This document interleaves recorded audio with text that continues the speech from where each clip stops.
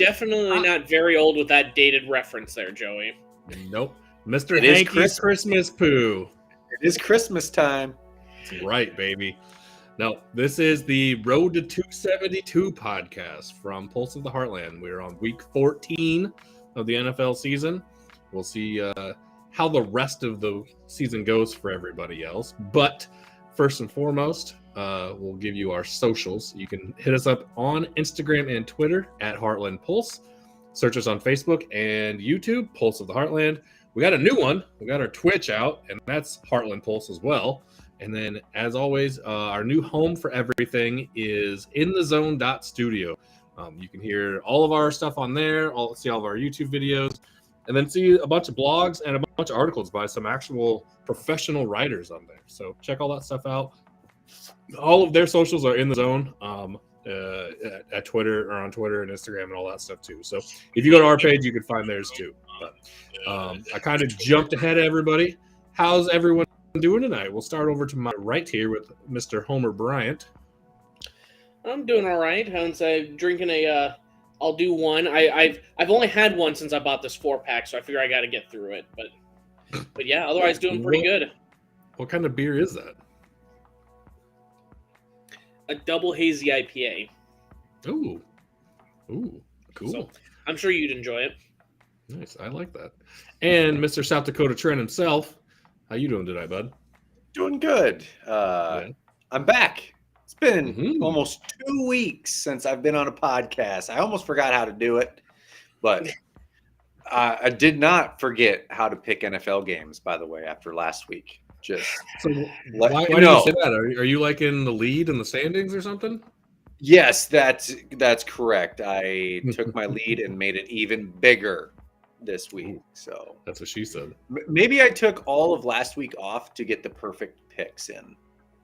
Oh, hey, some of us just go, grind week in and week out to give good picks to the people, but some of us have to have a bad week or two, Oh, I would say week in and week out when I'm in the lead after 13 weeks.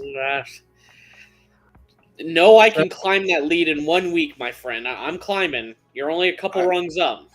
I hope somebody pushes me a little bit here. Trent's pulling a Denver Russ and just coasting. I was going to say, iron sharpens irons. Let's go. Well, to be honest, go. I should be a game farther back. I don't know if you guys had the game as well, but I had the Commanders Giants under 40.5. And when they got to 40 with like 2 minutes left, I was like, well, fuck me, this game's over. I would have never guessed in a million years I would have hit an under with a game where both quarterbacks have a chance to drive and a full overtime, and it still hits the under. That's just a miracle. What did I had? That was the Giants, right? Yep. Yes. Giants Commanders last week. Mm-hmm. There's a couple funny ones where it just, the ball didn't fall our way, I guess. Yeah. I really thought the Jets were going to make that comeback against the Vikings. No offense, Trent. Yeah. So I had the spread there, so I won. No, that was and like I don't even really necessarily think, Joey, that was the backup Mike White. It was just they didn't have a solid game plan those final 5 minutes when they had a couple possessions. They just got to the goal line and couldn't get it done, And let's be real, like the Vikings should have lost that game by 20.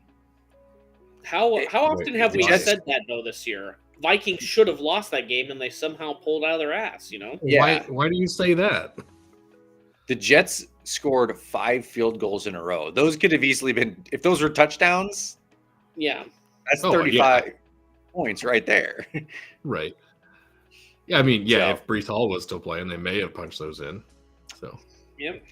Yeah. Not everyone can be Breece Hall, though. Exactly. I do like how Justin Jefferson was talking about how he burnt Sauce Gardner. He had like 7 catches for 46 yards and a touchdown. Like, if you tell me that my team is going to give up seven catches, 46 yards, and a touchdown to Justin Jefferson, I will take that every single fucking day. That sounds like a down game for him. So, yeah. Like if that was what he was calling burnt toast of Sauce Gardner, that would be like the lowest setting. Like the toast is barely brown at that point. That is not toasted him. It's just dry bread. Yep. Exactly how I eat my toast, as long as it's warm enough to melt the butter. Yeah, I'm kind of the same way. Nice. Trent, did we hit you up with what you're drinking tonight? I don't think I asked you yet. Bush Light, nothing special. Nice. And my new Turnpike Troubadours koozie. Oh, hell yeah. Mm-hmm. Nice. I like it.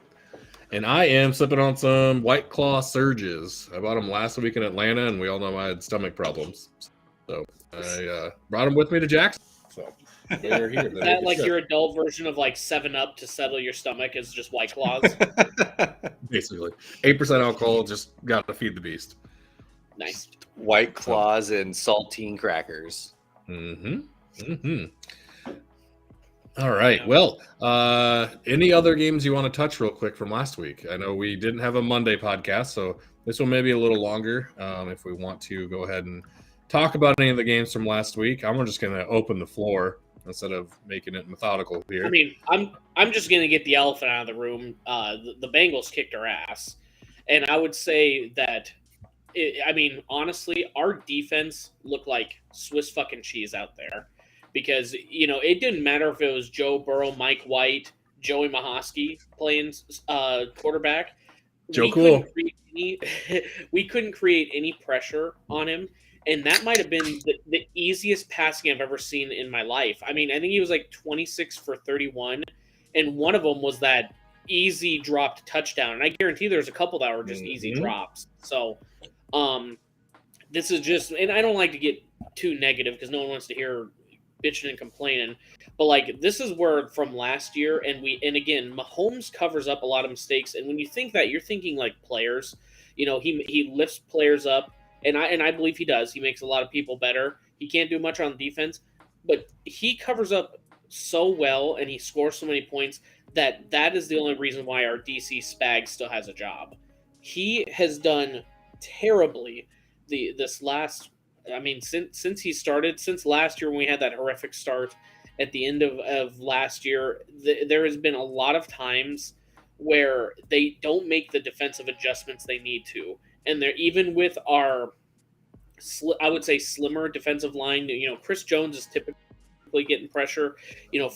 Frank Clark. I mean, we just couldn't do anything.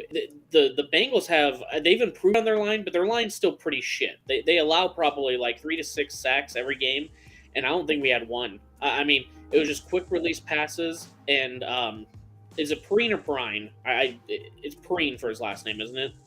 Samaje Perine. Perine, yeah. Perine. He looked like the fucking juggernaut from X-Men, man. It was seriously, he just kept running and kept going, and there was a little bit of quit in the defense, I thought. There was a lot of like tackling where they go, okay, we're going to let them down. This is the Bengals. They fucking hate you right now. And right now you can see why they're 3-0 against us in the last 2 years. It's because they are pushing every single play as hard as they can. I mean, I don't know if there's ever a 3rd and long in that game, because it would just be Ryan rush for 7 yards because he pushed the last 3 himself. And then we'd probably get a decent stop or whatever. And then it was always just 3rd and short every time. And, I mean, if you consider that the offense only had 1 punt, and it was that we punted it deep on them, I mean, that's pretty pathetic that we still lose that game with only 1 punt, and we set them up deep. So, yeah, I mean, it was a tough matchup, and it sucks because now we've lost the 1 seed, which I think if you're the Chiefs this year, where we don't have the most talented roster even on offense anymore, you needed to have that home field advantage. So hopefully the Jets can do what they need to this weekend for the Bills to trip them up. And I mean, right now, I think the Bengals are fucking blazing right now, which they could catch up if the Chiefs slip up, which I don't know what our last 5 games are. I think we have 2 versus the Broncos, so I'm feeling okay about that right now. But I mean, right now we're back in the hunt of, we could host a couple games, but it might be going through Buffalo this year. Yeah, and this was a good week for them to pull off that win with Miami losing, because we all know they're the best team in the league. So, I mean, getting that home field advantage against Miami will be great. So, yeah. Speaking of the Miami Dolphins losing this week, the opposing quarterback, Brock Purdy, I've been calling for him to start all year. Jimmy G gets hurt. Sorry to see him get hurt, but Brock got his chance and he did well with it. Shanahan today said that Brock's the man the rest of the year, probably. So it's awesome. Happy to see it finally. I mean, you heard the nickname they gave him, didn't you, Trent? BCB. BCB. Joe, you know what that means? George Kittle's the one that said it. Yeah. Big Cock Purdy. Yeah. Big Cock Brock. Yeah. Oh, shit. Why did they just call him Purdy Cock? So that, kept calling him Big Balls Brock. Well, I think because all season Kittle's been going, Purdy, why do you have bruises on the inside of your knees? And then after the game, he found out why. He took off those pants and that fucking thing flew out of there. 49ers Super Bowl favorites now. That's all I'm saying with Brock Purdy playing. And I have an interesting stat for why I'm making a certain pick in that game this weekend. Nice. All right. Little teaser. Oh, yeah. No teaser. Okay. Sweet. Well, other games of note. What about Falcons? I was there? No, Pittsburgh. Pittsburgh won that outright. They were the better team. They're starting to come back, dude. Yeah, Atlanta's defense just has nothing for right now for some reason. So I had Atlanta money line on that, man. I thought they were gonna, because they were the underdog. I had them winning. Yeah, decent amount of underdog. I thought that was, I thought that was a winnable game for them. Yeah, me too. And I honestly think that most of Atlanta's games have been winnable games, and they're very close in all of these things. I mean, hell, we know how they started against the spread to begin the year, so yeah, it's we'll see what happens. Also, I don't know, the listeners will probably realize this, but we've got some background music trying this week, so let us know what you think of that stuff, because it's we're trying some few things here and there, garner some more listeners, make it a little more entertaining for you guys. So let us know what you think of that shit. Tell all your friends we have background music now. Yeah, exactly. So if you don't like chill hop, let us know. We can get that lo-fi going. We're the technology is booming over here for us 30-plus-year-olds. We had lo-fi going a second ago. Let's see what some down tempo is. Oh Jesus! Well, I would say while you're dicking around with the music, should we jump into our first picks here for Thursday night? Yeah, let's do that. So we got Vegas at Raiders. Raiders are 6-point favorites. Over/under set at 44.5.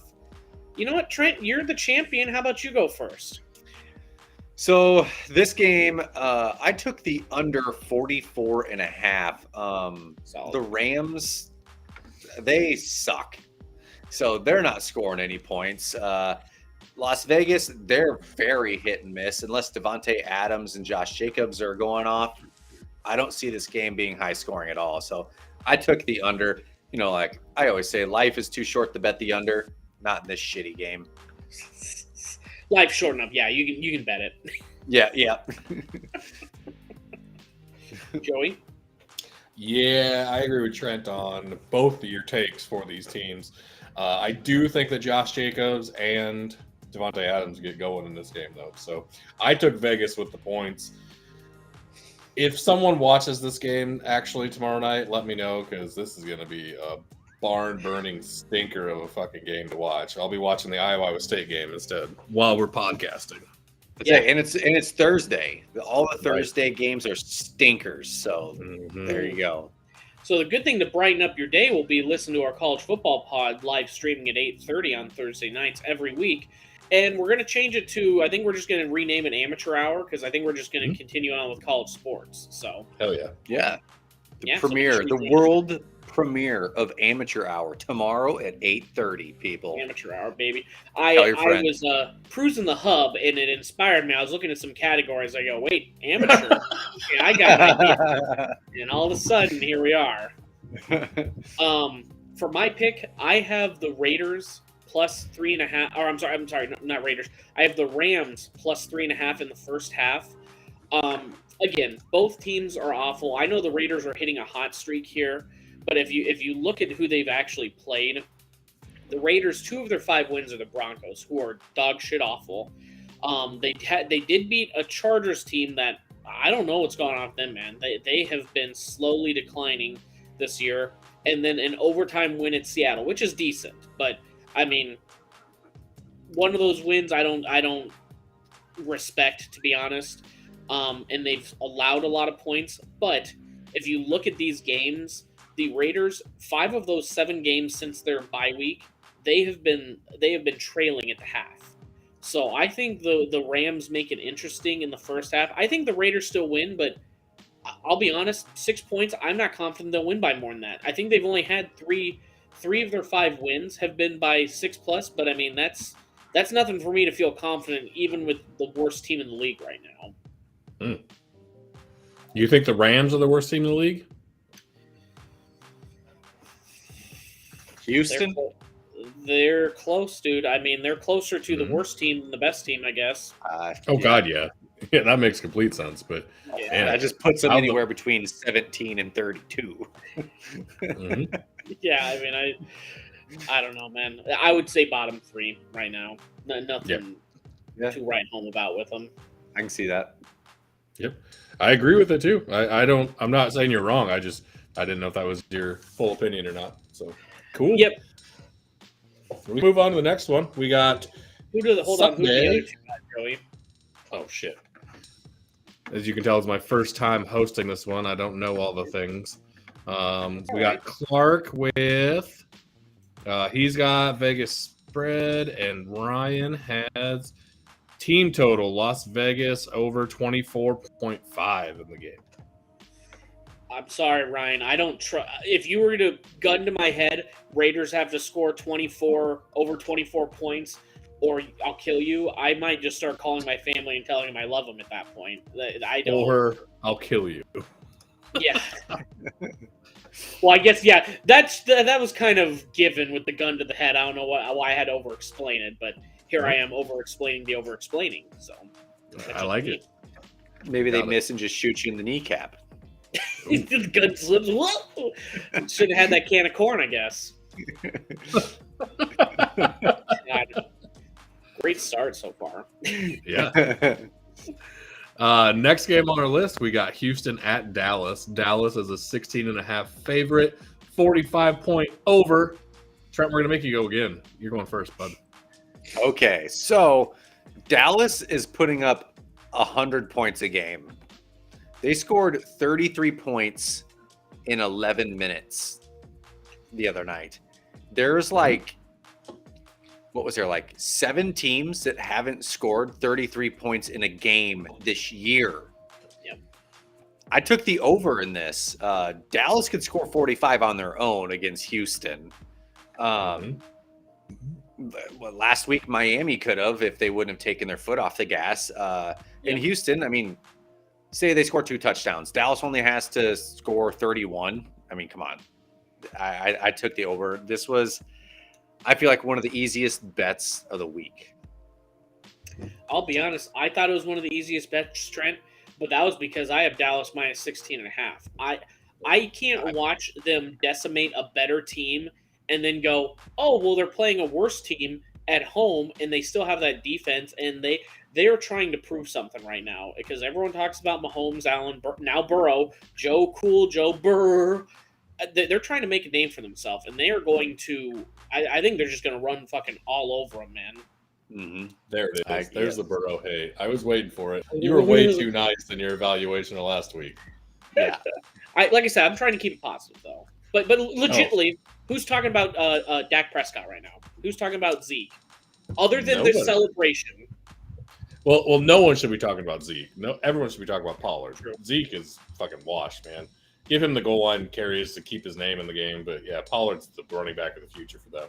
But, yeah, Dak, I mean, last year they were the highest scoring offense in the league. So I don't understand why people are surprised by this. But, I think maybe the thumb injury threw people off at the beginning. And then we had the whole who was the backup quarterback now? I can't even think of his name. Cooper Rush. Yeah, Cooper Rush. We had that whole thing going on. So, yeah, I think you were right. I think that the Cowboys got something to prove. So I took them also at minus 16.5. Nice. And then we got Ryan has a teaser of Dallas minus 9.5 and the under of 52. An under 52. All right. I'll be honest. After watching that game last week, I'm not confident it's going to be under. I think Trent's right. I think they're just going to. Did they score? Didn't they score 4 points last week on their own? Yeah, that's. I was like, yeah, 44.5 or 45.5. I got it at 45. Yeah. So take that, guys. I think there might be something wrong with the three of us because those other two, Clark even took the under 45.5. Huh? What do those guys know? You can say that. The other two of us can. If only they were here to justify it. That's the tisk tisk tisk. All right. Well, next game we got up, we got the Eagles at the Giants. Philly is a 7-point favorite, and the over/under is 44.5 points, baby. Brian, what you got, man? You know what I got, Joey? I have under 44.5 points. Oh, okay. Right now, Jordan Davis is back. He was back last week. I did not realize that. But they're going to be able to stop Saquon. Right now, the Giants hitting under 45.5 points. That's hit 9 of the 12 games this year. And so far in his career, Danny Dime unders are 18-7-1. I don't know how I keep forgetting that stat when I'm picking these games. I think Philly still wins, but I think it's just going to go under. I think there's going to be a lot of good defense in this game. All right. I think Philly explodes and gets back to their juggernaut status. They warmed up last week. I think they blow the roof off this week. I think they saw what Dallas did. And they're like, man, we got to keep pace with those motherfuckers. So I'm going to go Philly with the points at -7. And I think they beat the shit out of the Giants. The Giants are all kinds of banged up right now on both sides of the ball. Trent, what do you got? Yeah, the Giants, they have not been scoring. Saquon's been kind of bottled up here. I got Philly at 6.5, covering 6.5 for Philly there. So I felt like that was a pretty easy bet too.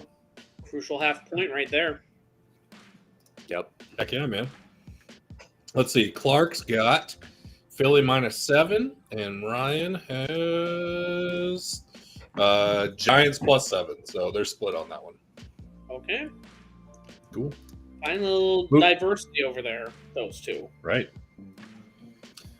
Moving on to the next one, we got the Jacksonville Jaguars at the Tennessee Titans. Tennessee is a 4-point favorite, over under 41.5. For this game, I took Tennessee -4. I said last week I think they're going to start rolling, and then they lost. So I do think this is the week they start rolling against the Jaguars. It's going to be this week. Yeah. And I know Trevor Lawrence went out last week. Is he out again this week? Does anyone know? Dude, that was a pretty nasty injury. Yeah, he's day to day, I believe. Okay. Wow. What? That's what I heard. I'm still going to, even if he does play, I'd take Tennessee. But if he doesn't play, I'm taking Tennessee large because I don't even know who the backup is there anymore. It's not fucking it's CJ Beathard. Oh, fuck. Yeah, I look when I picked. So I got the under 41.5 here. I had to go. I was like, who is their backup? And as soon as I saw CJ Beathard, hammered the under. Now, hold on. Don't be disrespecting CJ Beathard. He's from a time when I was ranking 80th in offense. They were flying at that point. Exactly. That's what I'm saying. Like, you mentioned, speaking of mustache, dude, Gardner Minshew. Where the hell's he at nowadays? Isn't he still at the Eagles? Is he? I think so. Let's see. Football quarterback. While you're looking that up, what did the I guess shit, I haven't given my pick. I have Tennessee covering as well. Go ahead, man. I don't know why Tennessee's only a 4-point favorite. I know Tennessee doesn't have the most prolific offense, but it's like when you're looking at such a I thought serious injury last week with Trevor Lawrence. I don't know how Derrick Henry and crew are only 4-point. I feel like they're going to just run all over them, man. I agree a lot with that. Does anyone know Gardner Minshew is with the Eagles, by the way? With the Eagles, yeah. Yeah. Trent, did you just Google NFL quarterback? Is that what you Googled? No, it said Gardner Minshew, NFL quarterback, and I just started reading, and then I got finally. I thought you literally just Googled NFL quarterback. I was like, what are I had to look here? through. every NFL quarterback in history until right now to find Gardner Minshew. Yeah. You need a wiki reference on what an NFL quarterback is? Is that what's going on? I feel like there's some teams out there he would 100% be starting on right now. Houston, San Francisco. Why do you think Philly's so good? San Francisco? What the hell is that supposed to mean, Joey? Yep. Yeah, he'd be a pretty solid backup. He could hold Brock's jock strap. That's for sure. Atlanta. True. Gardner Minshew beat Brock Purdy in the Alamo Bowl 2019. That might have been the drunkest I've been watching an Iowa State game in a while, and I was pretty. I was throwing a lot of 4-letter words around, and not the ones I like throwing out in public. It was bad. Like, darn. Yeah, gosh, it. Yeah, you caught me. Geez. I apologize. Intern, can we bleep that? I don't want gosh darn it getting out there. I said it again. Shit. Philip Rivers is not our intern, unfortunately. Damn it. Trent, who do you got in that game? I got the under because, like I said, I saw CJ Beathard. That's right. Tennessee. Derrick Henry's been down the last few weeks. Under 41.5. That was a low under too. Mm-hmm. All right, I'm gonna go. Clark has Jacksonville +4, and Ryan has Tennessee -3.5. So a little split on that one as well. Nice. Yep. Next game we got is Cleveland at Cincinnati. Battle of the Ohio State. Cincinnati is a 6-point favorite, over under of 47. Since Bryant loves the Bengals so much, we're going to make him go last. And Trent, you're going to go first. So I got at 6.5, Cincy to cover 6.5. They're hitting their stride right now. They're healthy right now. Jamar Chase is back. Joe Burrow's healthy. Cleveland's bad right now, even with Deshaun. I still think Cincy's going to win by a touchdown. Yeah, and an extra point, or I won't win that bet. Well, good thing it's not the Vikings or Iowa State, so you should be just fine with the kicker making his kicks. Right. Yep. I have the same thing as well. I was contemplating doing the over 47 points just because right now with how good the Bengals offense is looking, and to be honest, my worry though is the Bengals kind of play their competition. They don't really dominate too many games, but it feels like when the other team scores big, they score big. But like the Tennessee game, 2016, it's they're kind of up and down. They do enough to win, which is what you need to do. So, yeah, I got to go Cincinnati -6. As much as I hate Joe Burrow, I can't give up an easy bet like that one. All right. Well, I got a couple questions for you before I make my pick. Okay. Cincinnati, what is the one thing on their team that always needs work and is their ceiling? What? There you go. Their offensive line? Yep. Yeah. The Cleveland Browns have Myles Garrett, who is the best, if not one of the best. He's one of the best, if not the best, pass rusher in the league. So I think he dominates that offensive line and gets to Joe Burrow at least 3 times. And Cincinnati is one of the worst rush defenses in the league. What is Cleveland really good at? Running the ball. So I'm going to go Cleveland. I'm going to take the points. Give me those 6. And, I think Cleveland wins outright. Did I take money line? I didn't. What an idiot. I'm going to switch. On, Joey. Quit throwing those stats out there because I can only get so hard, okay? Quit saying that they're going to sack Joe Burrow several times and that they're going to run all over the Bengals. Jesus, I'm almost ripping through my fucking velour pants here. I figured you would say that. I still think Burrow has a good game. I mean, how does he not with that those receivers and everything else? And as you mentioned, Bryant, the Bengals kind of play to their opponent. Well, if Cleveland hasn't been very good lately, what's the one way they can keep the game close is run the ball and keep running the ball and run the ball again. So, yeah, I think Cleveland gets this one done. So you don't think they're going to be like Deshaun at a massage parlor and let loose? I don't think so. Okay. They're not going to throw in the towel. Ooh, there we go. So let's see. Clark has an under of 47, and Ryan's got he's got Cincinnati -6, so he's riding that Joe Cool. Which any other game, I think I would too, but I just think Myles Garrett's going to take it to him. Yeah. If their D coordinator actually schemes to fucking get some sacks in the game, I guarantee we will see that. Like I said, their line usually gives up. It seems like 3 to 6 every game. It's just like if they had any solid linemen, it would be going through the Cincinnati right now, but they don't. So it goes through Buffalo and Kansas City right now in the AFC. Right. Which you would think. I thought that they bolstered that in the offseason, but if they did, that's just how bad they were, though. They bolstered it, and it still looks like this. Right. All right. Well, we can move on to the next game.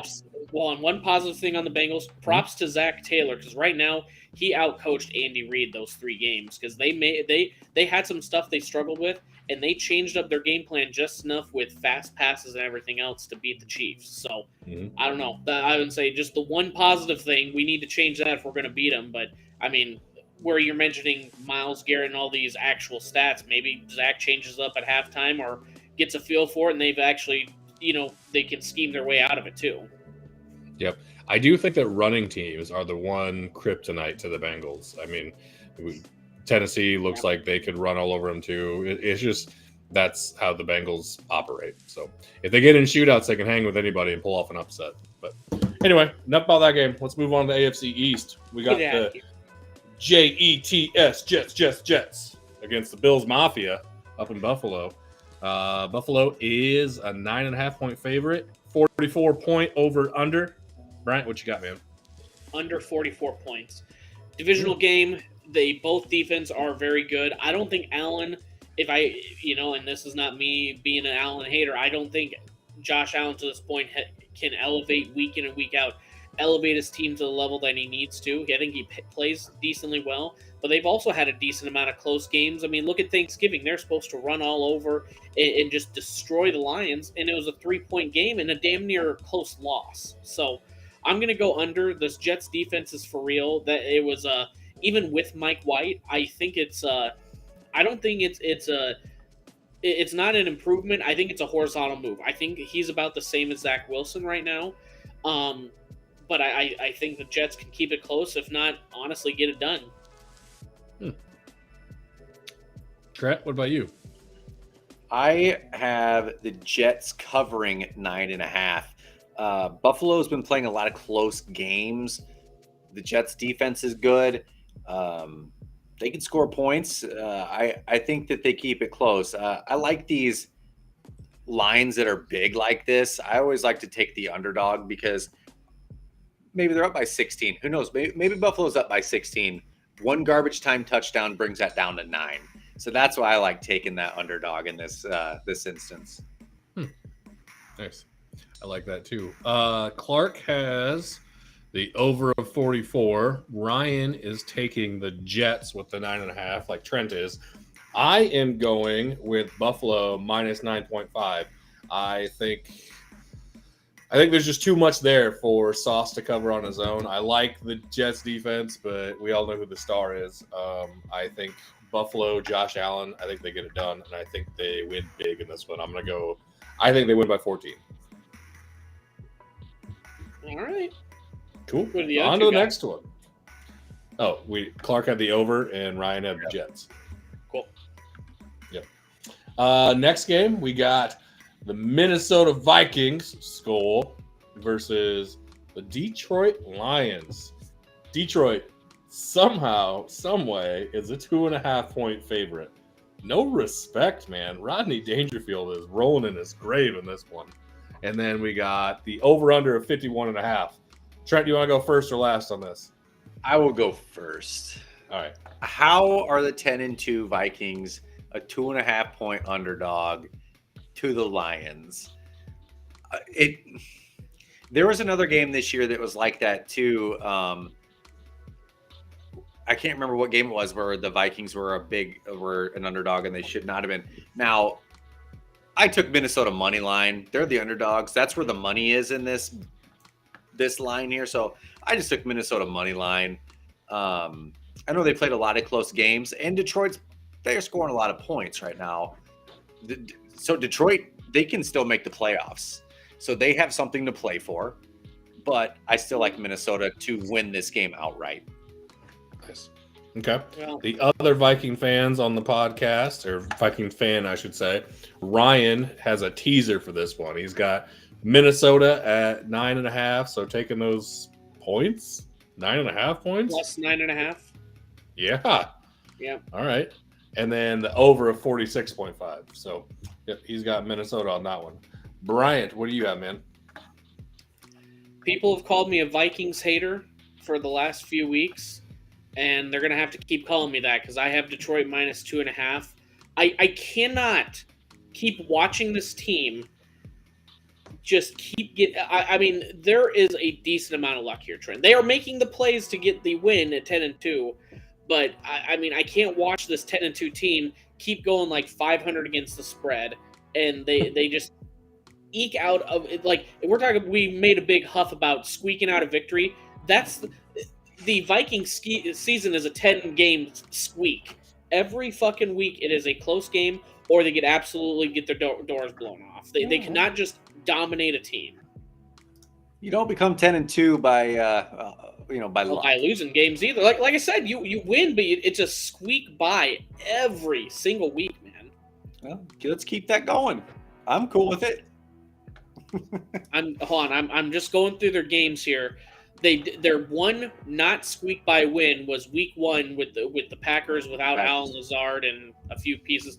They won by 16. Otherwise, they beat Detroit by 4, Saints by 3, Bears by 7, Dolphins by 8, Cards by 8, Commanders by 3, Bills by 3, Patriots by 7, Jets by 5. So, again, I don't know how your life, Trent, watching the Iowa State Cyclones and the Vikings, but my body's used to it. I'm just numb. Just numb to the feeling. Yeah. But, yeah, I got Detroit. I just think I don't know. Eventually, it's maybe I'm just going to flip the other way, but I just think I think we can all agree the Lions seem to be on one. They seem to be scoring a lot of points, and that might be the difference if Kirk can't get them out of the rut. The one good thing is it plays at noon, and that's Kirk's time to shine. Right. Not underneath the bright lights. Yep. Clark is taking the over of 51.5. He agrees with Bryant and Trent that Minnesota and Detroit both can score. I do not like the disrespect that's going on. I'm not a Vikings fan. I think they're a great team. They're a very, very good team. I don't know if they come out of the NFC or not. We'll find that out in the playoffs. But disrespect of you're leading your division and you're 10-2, and you're going to Detroit, who is infamously very bad and just not a good team towards the end of the year. So I took Minnesota money line. I believe in the Vikings. I think they win this game by at least 3. I honestly think they win by 10 or so, but we'll see what happens. My man. Detroit is 5-0 against the spread the last 5 weeks. Just FYI. Hey, that streak. You got to come to an end sometime. Everything's all done. Everything's got to come to an end. We all die one day. The Detroit against the spread streak has got to end. Remember the Falcons at the beginning of the year? I mean, they're 6-0 against their spread. Make it 7. Once I was going to say, last I worried about a spread streak, then I was done. That was one of those things. Once ESPN threw that out to the public, you just kind of knew it was over at that point. It's like they don't throw something out of that and jinx it at that point. You know what other streak of spread runs out? Blue Bonnet. What? Moving on to the next game. We got Baltimore at Pittsburgh Steelers. Steelers are 2.5-point favorite, over under a 37. Sorry, that was a butter joke that didn't work. I caught it. Thanks, Trent. I will start this one. I'm going to take Baltimore 2.5 points. It sounds like Lamar's out for a little bit at least. Tyler Huntley ran that touchdown at the end. I think they keep it close. I think their defense is good. I still don't believe in the Pittsburgh offense, but I also believe in that Pittsburgh defense. So I'm going to say that it's maybe like a 10-13 game, basically every Baltimore game. So I'm going to go with Baltimore keeping it close, 2.5. But if it's a 13-10 game, then you lose that spread. No, Baltimore. Well, that would be money line then. Shit. You caught me. 12-9. That still doesn't work. Jesus Christ. 12-10. 12 works. 12-9 works. I'm sorry. I just had to point 12-9 still doesn't work. If 10-13 doesn't work, 12-9 doesn't work. Right. I think you said 12-10. Oh, my goodness. I did the last one. The last one. I just wanted to make sure because your one example that you said, well, it's definitely going to be this, is you lost your own spread you picked. But I don't know, man. Without Lamar there, as much as I think this is what's going to happen. As much as we've shit on him this year, where it's like, oh, the running back ribbing and everything else, I think we're going to see how bad the Ravens are without him, and he's going to use this game to justify getting him a big contract. I got Pittsburgh -2.5 here. They have Lamar out. The Steelers are getting T.J. Watt back from injury. I think it's no question Steelers cover. Yeah, I've got the Steelers covering this as well. They're starting to win some ball games. Lamar's out. The Ravens haven't looked good even with him, so I took Steelers to cover this 2.5. Also, we never mentioned this is a Big Ten over/under, 37 total points. Yeah. I'm surprised no one took this under. I predicted that score. I may switch mine and do the under. No offense, Joey. After how you picked Baltimore and that fiasco, I think you got to switch to the under, my friend. Thanks, Brian. Well, I'm looking out for you, buddy. No, I agree. I believe in you, man. I believe in the under as well. So Clark is also taking the under of 37, and Ryan has Pittsburgh at -2.5. So consensus, 3 people taking Pittsburgh, 2 people taking the under. So we'll go there. Hell yeah, dude. All right. Next one. Kansas City Chiefs. Broncos Nation. Let's ride. That's right. Let's hide. The Chiefs. The Chiefs are -9.5 point favorites and over under of 43. Brian, your choice, first or last. So when we were dicking around with how we're going to make better presentations on YouTube, which if you don't follow us on YouTube or watch us live, you can catch anything on our channel, Pulse of Heartland, afterwards. This is the graphic I've been wanting to put up for weeks and make it look good here. This graph here, and I've been watching this trend for weeks, is the... Sorry, I'm going to get the stats out of the way here. We have been talking about how Russ Wilson cannot throw over the amount of bathrooms he has in his house, and now we have a graph here online that shows the ever winding upwards. Russ is slowly catching up to the 12 bathrooms he has in his house, but he's still sitting at 8 touchdowns right now. So he's got 4 weeks. I don't think he's going to do much better or get much closer this week playing Kansas City. I was going to kind of be a bitch and say I was going to go do the over-under 43 because I really don't like picking winners of the Chiefs game. But after I saw this graph, I said, no, fuck it. I'm not going to be a bitch this time.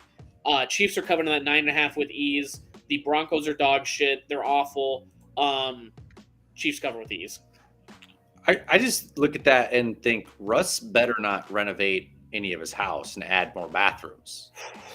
I was just what if he's got like 2 bathrooms going in right now? He's never gonna catch up to that shit. I know it. Yeah. I don't know how you'd maintain 12 bathrooms. Imagine, I know he's got a maid. I know Sierra's not cleaning that house for him. But I would feel it would be a waste. Yeah, or him. No, he's for sure not. I would feel like it would be a waste if I didn't use one of those 12 bathrooms at least once a month. So now I have to run across my house to take a shit. You know he's specified one bathroom as his number 2 bathroom. He doesn't do it in the bathroom next to the bedroom. Sierra won't allow him. I mean, if it was me, that would be. I'd have a certain ambiance in my number 2 bathroom. That's all. I would use one bathroom every day. And then every 12 days, you just use, that one bathroom. Yeah, keep the water flowing through them, Yep. Every day of the week, you have a new bathroom, and on the weekends, you have your 2 special bathrooms. There you go. And then that goes for 2 weeks. Then your 2 special bathrooms. Then you restart the cycle. Yep. That's how it goes. Now, the real question is, how many bidets does he have in that thing? They're all bidets, right? They got them. Yeah. 12. Why wouldn't they be? I mean, he doesn't wipe his own ass. Look at those hands. They're pristine. Butt wiper, and then they come in. I mean, he's got people for that. He is a very pinkies up type of guy. Most importantly, Brian, how many bidets do you have? 1 of 1. That's right. Yeah. 100%. I went to actually buy. Yeah, I have a 100% hit rate with that thing, and it hit hard. I'm telling you, I'm going to buy a nice one someday because this one you cannot control the pressure. It's not like like a water fountain when you slowly push in the handle and then it would slowly get the water pressure. No, it's the definition of 0 to 100. You get kicked off your seat a little bit. So one of these days I will get a nice so it doesn't rip through me. You talking about the water pressure. Do you guys remember the drinking fountain right outside of the gymnasium when we were at elementary school off the new gym? And they you could stand there after PE to get a drink and you barely touch that thing. It squirts you right in the fucking eye. God damn. If I was Jeff Cruzy, I'd be laughing at every little kid. That's looking like Angela White after a performance, Ooh, yep. Trent, I'm sorry, this got off the rails. You didn't give your pick yet. What do you got, man? No, I have not. I have Denver covering 9.5. Again, Denver's defense is good. The Chiefs haven't been blowing anybody out. They've been winning. They just haven't blown anybody out. And again, this is one of those high spreads. Garbage time touchdown keeps that within 9.5. That's what I think. Sad thing. See, I just can't. I would rather lose and say that and the Broncos get a garbage time touchdown than me to say I think Denver's going to cover, because you saw what that defense looked like last week. I think Russ Wilson could throw all over it if he called the right audible for the right team. For the right team. Oh my God. So let me guess. Hold on. I got Clark as Chiefs covering 9.5, right? Nope. Ooh, what? Keep going. Keep guessing. Let me see what you think his guesses are. And then I think Ryan has Chiefs covering 9.5. Ryan does not. He has a teaser on this one, so that's not fair to you. Ryan's teaser is -3 for KC and under of 49. That's pretty solid, actually. I really love that one. Yeah, that's no offense, Ryan. That's the one teaser that you got tonight that I really, really like. So, Clark, all right, what's your second guess, Brian, for Clark? What's the over-under in this one here? 43. 43? Under 43. No. It is under 43. Yep, that's what he took. Yeah.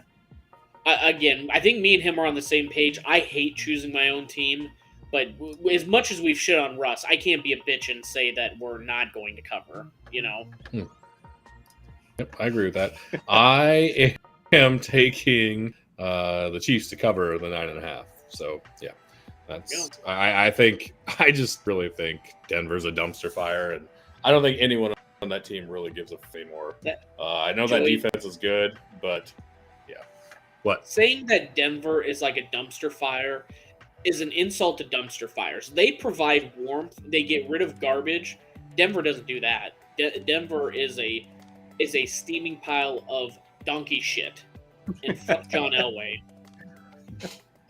It's a steaming pile of Russ shit in one of his fucking bathrooms that he just leaves there. He forgets to flush. Yeah, what if he did that? 12 days later, he comes back after using every other bathroom. It's like, oh, man. I forgot. Broncos Nation, I need to fly. Yeah. Nice. All right. Well, next one up, we have the Panthers at the Seattle Seahawks. Seattle, you're welcome. -3.5, over under 44. I really got to go take a pee, so I'm going to go next. And I have Seattle covering the 3.5. I don't think the Panthers are any good. And they also just got rid of Baker Mayfield, who, if you've watched any Panthers games lately, is their biggest cheerleader. So, yeah, I'm going to go Seattle with that -3.5. And sneaky, Geno Smith, I think, has a big game and sneaks into that MVP conversation with Hurts, Mahomes, and that's probably it. Tua, I suppose. Kirk Cousins. He should be. I don't know why he's said not. who he said, Trent. Brock Tua. Purdy. Yeah, exactly. We forgot Brock Purdy there. Oh, you said who'd you? You said Seattle covering, Joe. Seattle covering, yeah. Okay. I did. I have Seattle covering. Seattle covering. I got Seattle covering too. Yes, Carolina did win last week versus the Broncos, so that means nothing versus an average, let alone decent team. I think Geno keeps them efficient, and I think that loss to the Raiders actually woke them up a bit. So, yeah, I'm surprised the spread is this low so far. Honestly, only -3.5. Yeah. Yeah, so I got the same. I got Seattle 3.5. It's at home. Carolina's no good. Seattle's been good in spurts. Yeah, Geno's looked okay. So I think 3.5 is very low. So I took that. Sorry. You got it pulled up. Go ahead. Yep. Clark, he has the under 44 points, which I can definitely see. And then Ryan's agreeing with us with the -3.5 for Seattle. So that's what's going to happen. Exactly. No one's wrong here. Oh, forgot to change it, and we're going to change it immediately. Finally, the man of the hour, the man, the myth, the legend, is going to face Tom Brady. Tampa Bay is at San Francisco. San Fran -3.5 points. Over under 37. Joey, what do you got? I am taking San Francisco. Excuse me. I think everyone in the NFC South is a shit show right now. It was very, very nice to watch Tom Brady struggle for 3 and 90% of a fourth quarter, which was awesome. I think San Francisco is just too damn good on defense. They're going to make that Tampa Bay offense look terrible. So, yeah. I think San Francisco wins big in this one.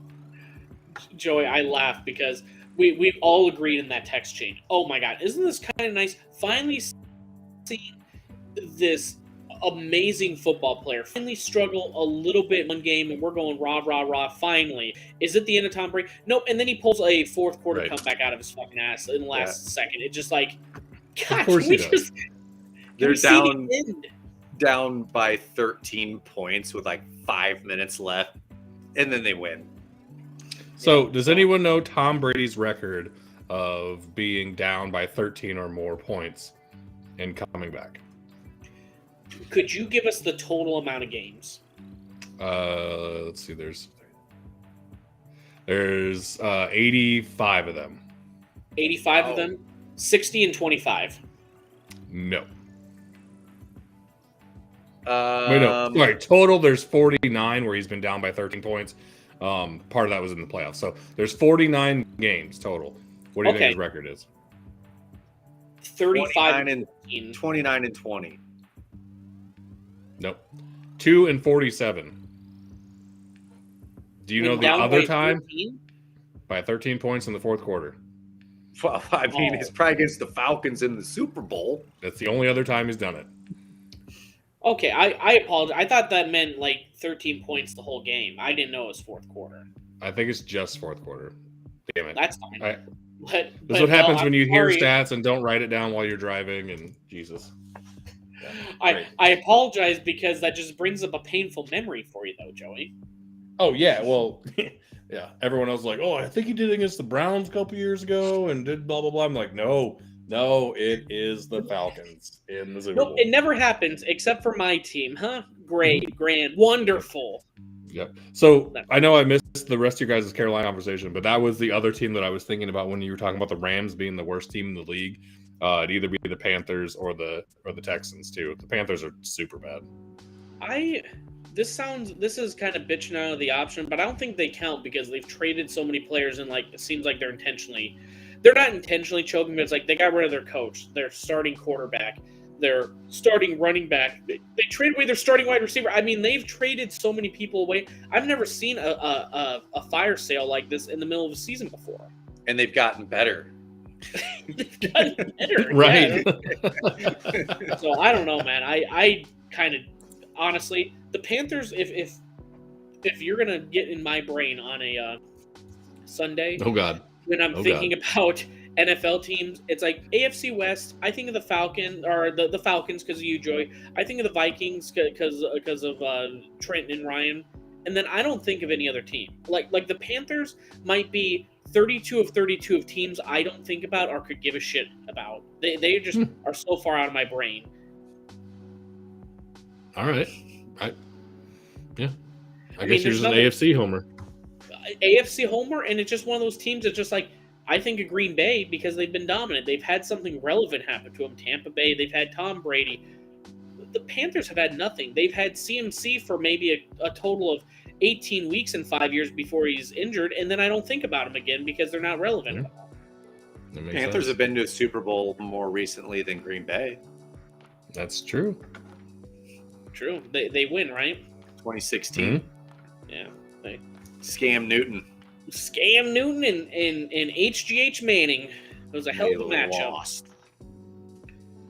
Was it that Super Bowl or the Seattle one where they started with the safety? It was Seattle, wasn't it? Ooh, I think it was. Yeah. I'm thinking it was Seattle where they started with that safety first thing. Right. So where we sit, Trent? Did you give your pick on this one? I have not, but yeah, San Francisco covers this. I think Brock Purdy, all he has to do with this offense and their weapons against Tampa Bay is don't screw up. Yep. And I think they'll be fine. With Big Cock Brock, they better hope that he doesn't release his weapon because all of a sudden there's going to be some people out for concussions. I mean, a few broken jaws. It's going to be bad. The stat that I have, because I have San Fran covering 3.5 as well. In Iowa State Cyclones that have made their debut at quarterback in the NFL against Hall of Fame quarterbacks, they are 1-0. So that's where Brock Purdy making his debut against Tom Brady, he's going to beat his ass. Who was the other one? Probably like Todd Brandauer or something like that. The other winner was Tim Van Galder, played Johnny Unitas in 1972. Okay.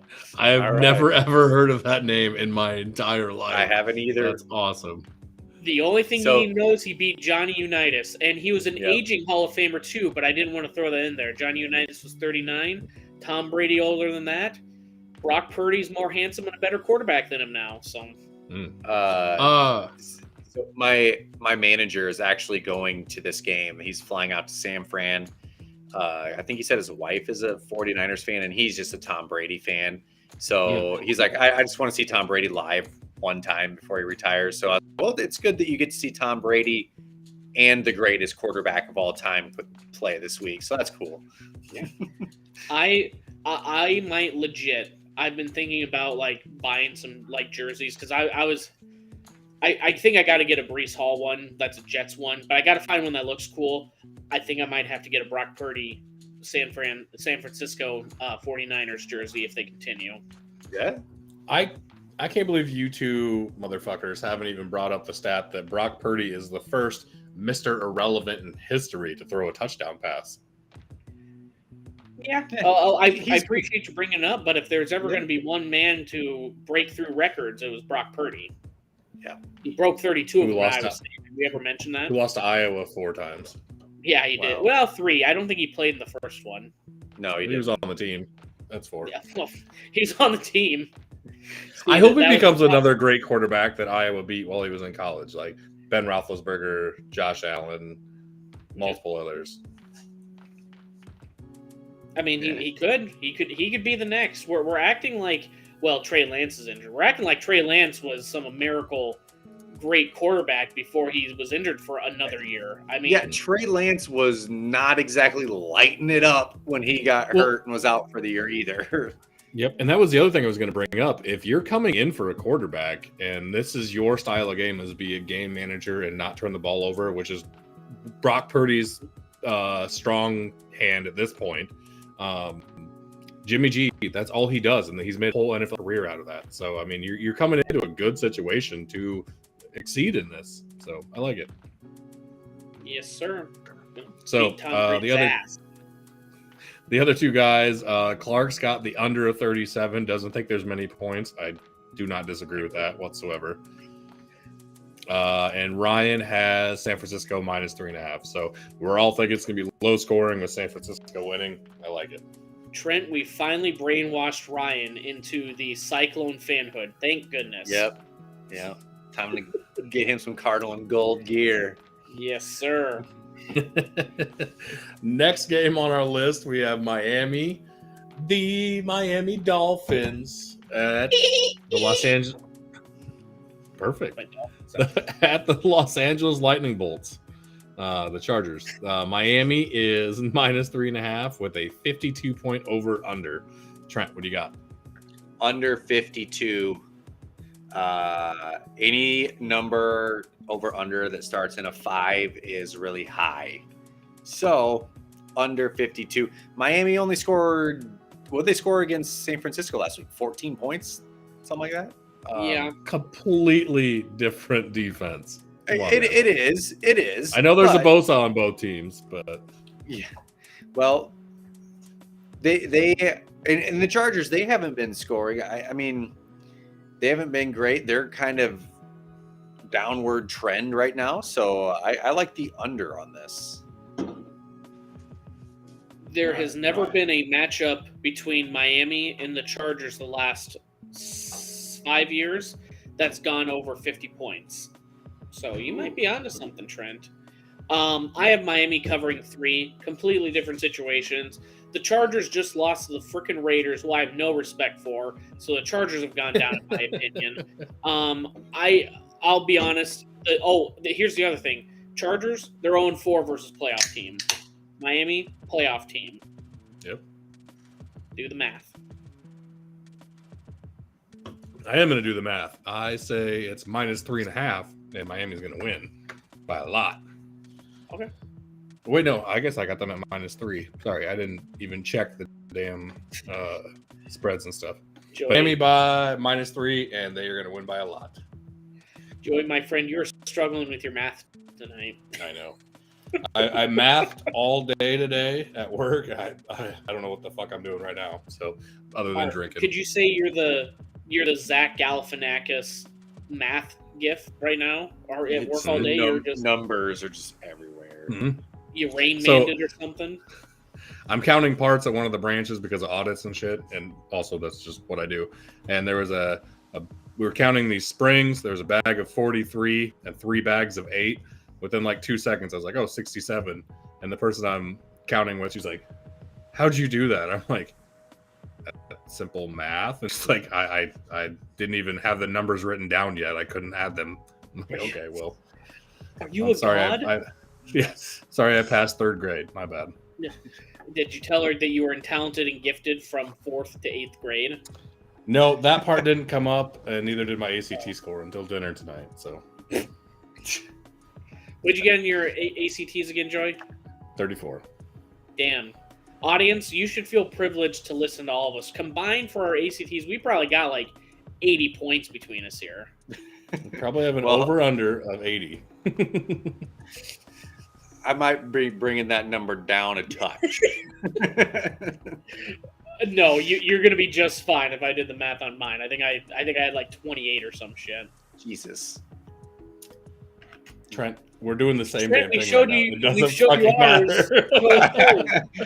I think I did, what did I get? Like a 20? Yeah, so we're over 80. We're so fucking smart. It's insane. Mm-hmm. Yeah. Exactly. All right. Who else we got? Oh, Clark and... Oh. Hold on. I didn't do Clark and them yet. Miami -3 for Clark, and Ryan's got Miami -3 as well. So consensus, Miami wins. This is one of those. This line is too easy. This is easy money. And then Sunday we're going, what the fuck happened in this game? We're all going to lose somehow. Yeah, exactly. 50 points under. There's going to be like 75 point total. Oh, also, this is Miami at the Chargers. This is a neutral site. So the Chargers don't even get, well, their home crowd sucks. They don't even get a home field advantage when they're at home anyways. Yeah. What do you mean it's a neutral site? Where is it at? Oh, never mind. It's at SoFi. Someone wrote on, when I was reading, they were talking about how it was on a neutral site. Never mind. I fucked up. Either way, like I said, they don't have home field advantage anyway. Yeah. Home crowd sucks. Come on, Brian. We don't make mistakes on this podcast. On what you're talking about. Yeah, we don't miss those. There'll be more Dolphins fans there than Chargers fans. I agree. It's like Miami's been on that brink, but now that they're actually good, everyone's wearing their Tua jerseys. The same thing happened with the Chiefs. They're always decent with Alex Smith.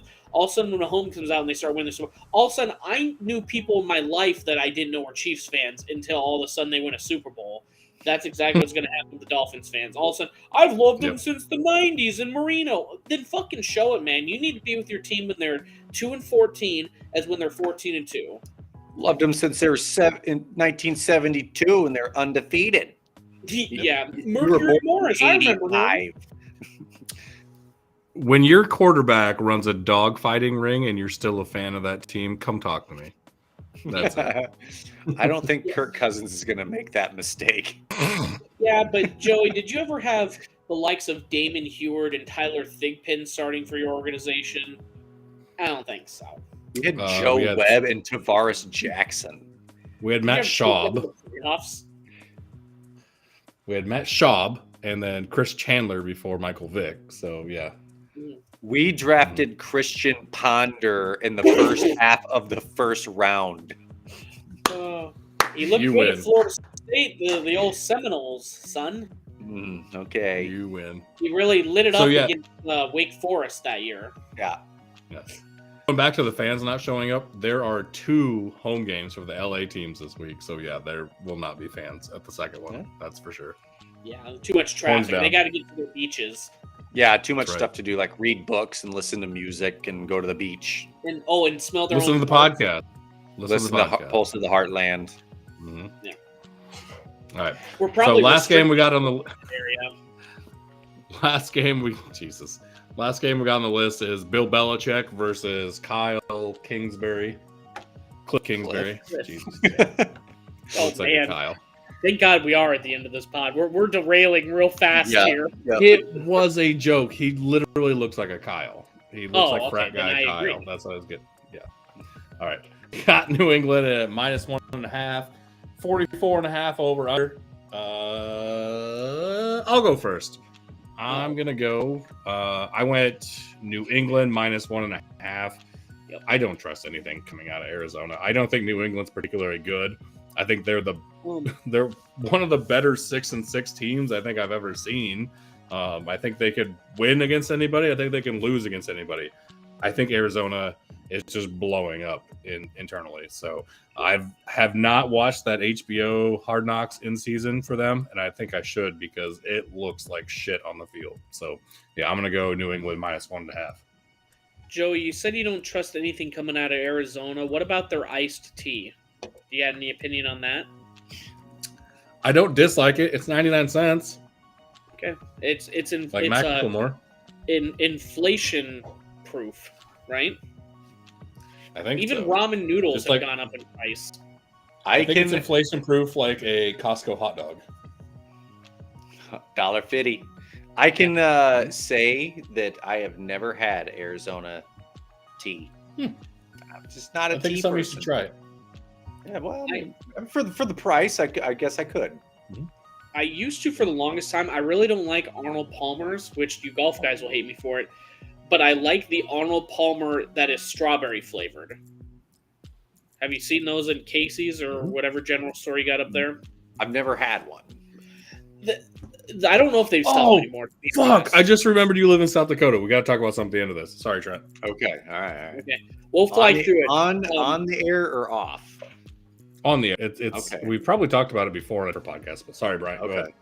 You're good. Let's fly through the picks so we can get. That sounds way more interesting than this game. I got New England -1.5. It's Belichick versus Kingsbury. Who do you think is going to fucking win this thing? Belichick, after a loss, is 41-11 against the spread when he is a 7 points or fewer favorite. Give it to me. I also, Give me those stats. I also have New England covering 1.5 here. Yeah. Nice. And then we've got. On the pod not have them covering? Yeah, Clark has Arizona money line, and Ryan has over 44 for the total.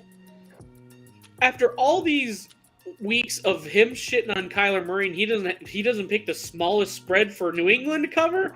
Oh man, Ryan, I'm gonna give you shit next time we talk. So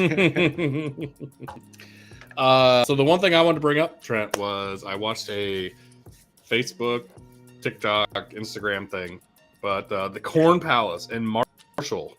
Yeah. Mitchell. You been there? It's in Mitchell. Yeah, been there? The world's only Corn Palace?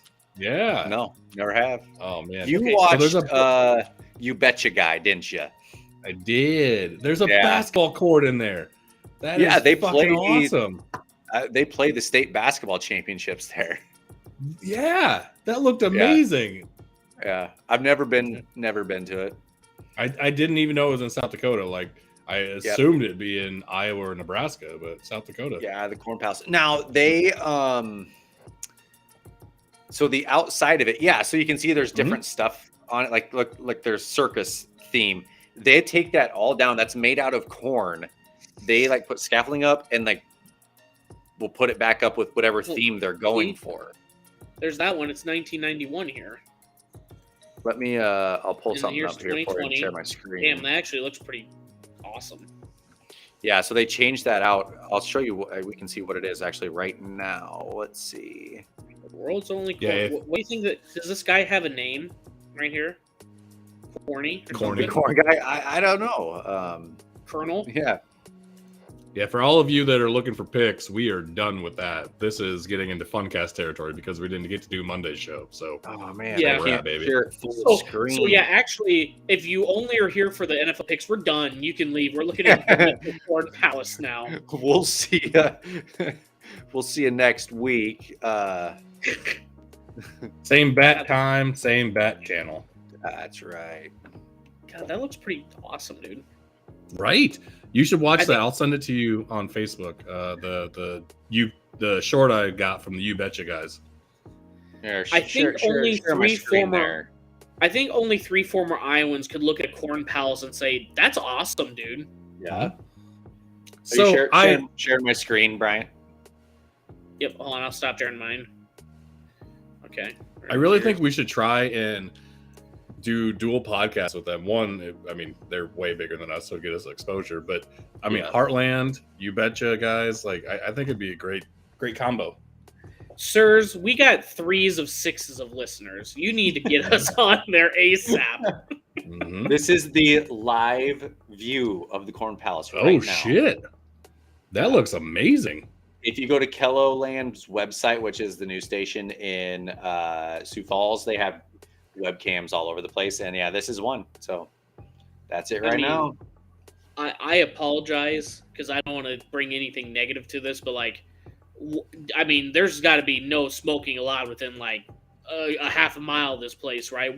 One small flame and that fucking whole outside blown to smithereens at this point. Yeah, I don't know.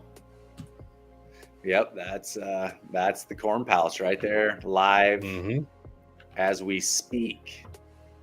Yeah, that's pretty cool. Yeah, never been there.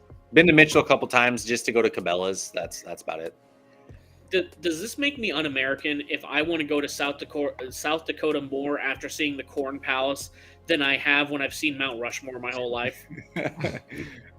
Have you ever been to Mount Rushmore or the Black Hills? Never. Dude, I probably have the same opinion as you did, like before I went there. Like when I moved from Iowa to Sioux Falls, everybody talked about how beautiful the Black Hills were, and I'm like, it's South Dakota. Like, what? How can it be? And then I went there, and I was like, holy shit, this is awesome. You had a tear down your eye. Yeah, it everything about the Black Hills is pretty awesome. Nice. Heading out there January 13th in a month. Go visit Ryan, right? Yeah, we're gonna go to Red Dirt Fest in Deadwood. Watch Casey Donahue band. Hell yeah, nice. Yeah. So Yeah. Gonna smoke a bunch of meat, drink a bunch of whiskey. probably. I mean, what else would you do? I mean, come on. That's what I would do. What else you can do? So if you want to come hang out with a couple of the boys of the Heartland, we'll be at Deadwood Mountain Grand, January 13th. Watching Casey Donahue. Probably find us at a blackjack table. Who knows? Are you Texas Hold'em or what do you play at the casino? Blackjack. Blackjack. Okay. Yeah. Joey. I will do blackjack. I'm mostly a slots guy because I have a hard time with my attention span at blackjack tables. But if I'm not doing those, also roulette. I love roulette. You find me at the sports book. So, I've only spent $40 ever on a roulette table, and I went up one time at Prairie Meadows, and it was $5 a pop, and 8 times in a row, I bet black, I'm sorry, I bet red, and it was black 8 times in a row, and I said, "Fuck this, I'm done with it." And immediately the next one, whichever. The one I was betting, it hit on the 9th time. After 8 in a row of me losing, I've never put money on a roulette table again. So it was 100% you. It was 100% you. Oh, Was it video, or like was there actually a wheel there? Legit, I watched a ball go red 8 times in a row. So, I got a story for you. This guy that used to live with Clark in his basement, he rented it out to him. He kind of traveled for his job. He was in Minnesota at a casino, and he said that they're doing it on like it was like a video, but there was a bunch of people around it, playing the same ball, the same wheel. And the guy was sitting there, and he had a roulette wheel printed out, and he put a dot on it with a Sharpie every time it hit. Yeah. And then he finally went up and placed his money on whatever, black 17, and it hit. Oh, and nice. He collected, got up, and when he got up and left, he said, within the next 5 spins, it's going to be red, whatever, 23. Yeah. And sure enough, like he had the algorithm figured out. Yeah. See, like it wasn't random. I'm a 7, 11, 13, 17, 21, 28 guy. If none of those are on the board, I'm putting $5 on each one because one of them motherfuckers is going to hit. Yeah. Have you guys, I think everyone's seen this clip. This is just reminiscing now of that like old guy, either bachelor party or just friend group that they won like $10,000 and then they all put it on like 34 black or some shit. And then it hits, they win like $1 million. I always love that clip every time. It's like when you see a touchdown, the volume, just immediately. That's one of the better clips out there, man. Yep. Oh God, yeah. Yep. So, all right. Well, anything else we want to touch on Funcast wise while the three of us are here? I know the three of us will probably be on tomorrow night too, so we can do that again. Yeah, we'll come up with some more stupid shit to talk about. Yeah, I don't want to make this. We just need a rando pod that we like don't even talk about sports. It's just bullshit for an hour. Mm-hmm. Yep. Yeah, I agree. We'll get that figured out, Trent. We'll have a legit just fun smoking meats and other shit. Once the NFL's over on Wednesday nights, I think we'll be free. Yes, God, yeah. I'll be honest. That'll be kind of nice. I love the NFL, but I love college sports way more. And especially I've even been winning my bets, but it's just kind of one of those like. It's not a chore, but it's just like sometimes it's like setting your fantasy line. I'm like, fuck, I gotta get my 16 picks in, Yep. Thankfully, I can do it mobily at least. Mm-hmm. Yep. I'm sure all the fans can relate with us on like how much time consuming the NFL is. It's a lot. So yeah, there's that. We're not complaining, not at all. Please listen to us. Follow us on our socials. Hit us up on Twitter and Instagram at Heartland Polls. Follow us on Facebook. Just search Pulse of the Heartland. You're following us on YouTube already. If you're watching, if not, just search Pulse of the Heartland on there. InTheZone.studio. That's where all of our content is. All of our blogs, all of our videos. See new power rankings every week for the NFL. And I know they're focusing on the NFC North right now. So if you're a Vikings fan, Packers fan, Bears fan, Lions fan, tell your friends, get them on there. Show them all the other cool stuff they got. So I will have my blog. Go ahead. Are we supposed to be pimping a wager a day? Oh, yeah. Fuck. I completely forgot about that. Come on, Sorry, man. guys. Yeah. Go ahead, Trent. You do it. No, so a wager a day, Dylan has got them backing in the zone. So go check out a wager a day, their website. It's betting, fits right in with this pod. So we like them. So go check them out. Yeah, they do a lot of different picks, not just NFL stuff either. So if you're looking for something to just throw money on, a wager a day is the way to go. Yep. Cool. All right. Well, this is Uncle Joe signing out with Homer Bryant and South Dakota Trent. You guys got anything else? No, I was going to bring up that Iowa one, but we can bring it up at the beginning of tomorrow's pod too. So we'll bring it up twice for you, Joey. That's amateur hour content. Yeah. Yeah. Cyhawk series getting close, so we'll bring that up tomorrow, and you'll hear our live reactions to the games. Joey, you sound like an Iowa State fan the last 6 years. The whole Cyhawk series is getting close now. Well, if Iowa wins who won football game, we can finally say that. It took me a minute to figure out the scoring on that, but we'll go over that tomorrow night too. So Yeah, actually, if you can explain it, Joey, because I think even we're a common fan and love these teams. I don't know how to keep track of that crap. Yeah, it was crazy looking at it last week, but I'll break it out a little bit more. So anyway, thanks again for listening, everybody. We enjoy every single time you come on here and comment and hit us up on our socials, and thank you as always for listening. So have a good evening. We'll talk to you later. Appreciate you.